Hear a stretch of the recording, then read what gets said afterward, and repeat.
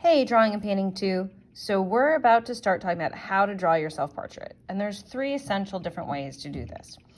1 is to use the grid again. 2 is to draw it freehand. And 3rd is a last option, which will have its own special video, okay? So my recommendation is if you really love the grid has felt like, whew, this is a life changer for me. And a lot of students really do feel like the grid really helps them to see and to draw in a way that's more realistically than they have before. And if that didn't happen the first time with you, that's fine.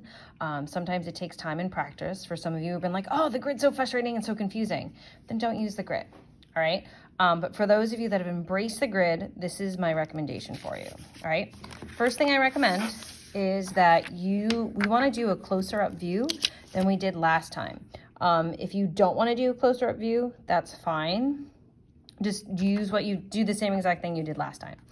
If, as I recommend, you do a more close-up view, I recommend cutting a piece of acetate to have 1, 2, 3 by 1, 2, 3, 4. So I have one piece of acetate that's 3 by 4. Have a piece of acetate that's 2 squares by 3 squares. So 3 squares by 4 squares, 2 squares by 3 squares. All right, put this aside for a second. Grab your photo, okay, color, black and white, does not matter, all right?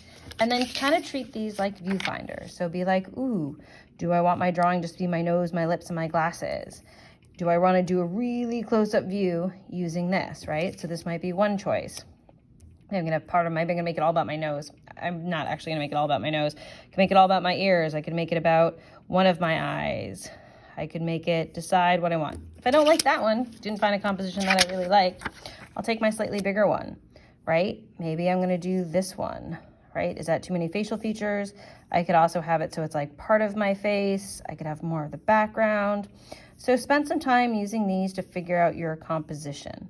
And the reason why I'm having you do these is I will show you.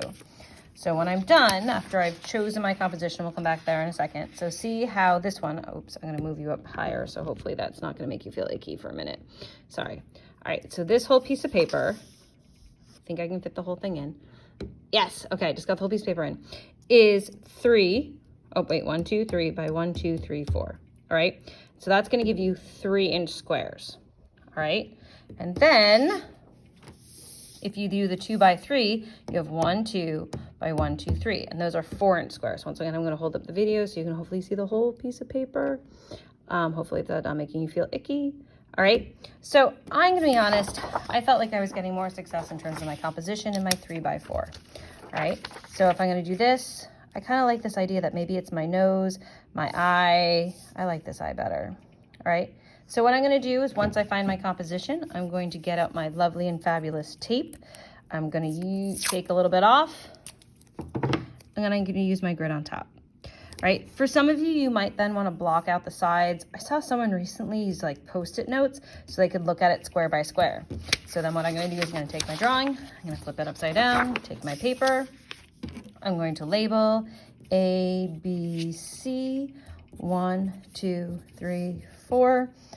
If I had brought a Sharpie, I would do the same thing over here, all right? Then I'm gonna notice that this 1A square, it has some, like, my hair tends to fly out by the sides. So there's not really much there. Ooh, I do have a little bit of corner of that background, so I might choose to add that window in, right? So I'm gonna look at that square and then add in what I see. So I see a little bit of that window, and then it comes down. So I'm just gonna draw what's in that square. Then I see that it angles right there. So I'm gonna have an angle right there. Then I'm gonna see that it goes this way. All right, so I'm gonna do like I did last time. I'm gonna go square by square and I'm gonna draw what I see.